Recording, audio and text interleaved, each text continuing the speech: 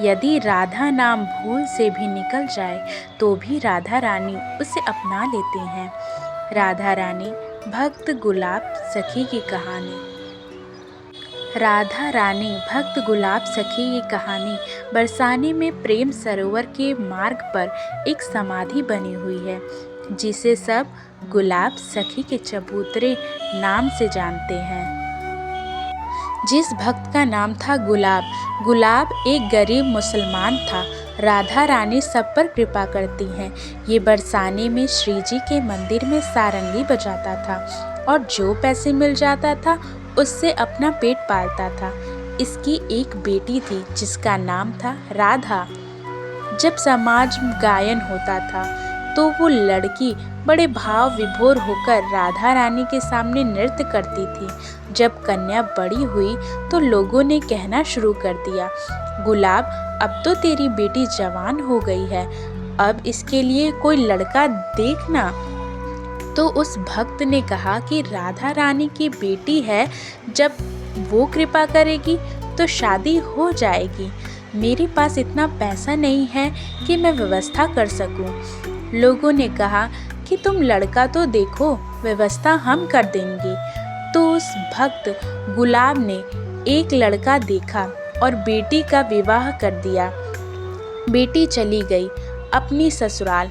3 दिन हो गए पर बेटी को भुला नहीं पा रहा है। खाना पीना सब छूट गया, ना सारंगी बजाई ना समाज गायन में गया।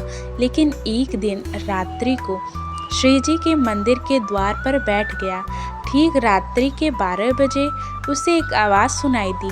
तभी एक छोटी सी बालिका उसे दौड़ती हुई दिखाई दी और गुलाब सखी के पास आई और बोली, बाबा, अरे ओ बाबा, आज सारंगी नाय बजाएंगे, मैं नाचूंगी।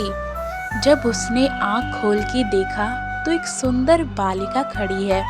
उसने पास रखी सारंगी उठाई और बजाना शुरू कर दिया।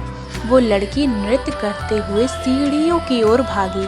गुलाब ने अपनी सारंगी रख दी और राधा राधा कहते हुए उस लड़की की ओर दौड़ा।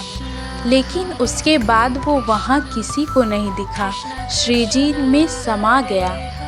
लोगों ने सोचा कि इसका खाना पीना छूट गया था, कहीं ऐसा तो नहीं कि पागल होकर मर गया हो। लोग भूल गए, महीनों निकल गए।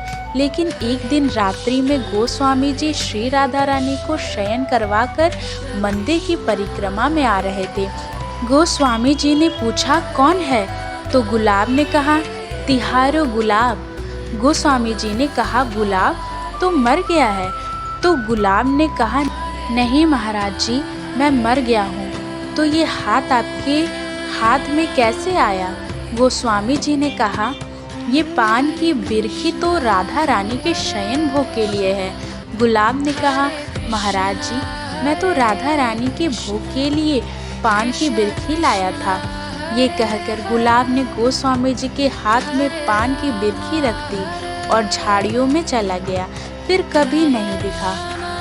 आज भी बरसाने में गुलाब सखी जी की समाधि है, जिसे गुलाब सखी का चबूतरा कहते हैं। आपके मन में ये प्रश्न हो सकता है कि उसने अपनी बेटी को याद किया था तो उसकी मुक्ति कैसे? राधा कोई साधारण नाम नहीं है, ये एक महाशक्ति का नाम है। जो राधा नाम लेता है उसके आगे भगवान विष्णु चलते हैं, पीछे भगवान शिव चलते हैं, दाहिने इंद्र वज्र लेके चलता है और बाएं वरुण उसके ऊपर छत्र लेकर चलता है।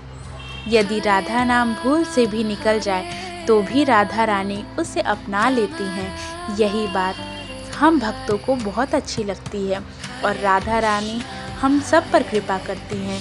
ऐसी दयालु श्री राधा रानी के लिए एक बार हम सच्चे मन से कहें, राधे राधे।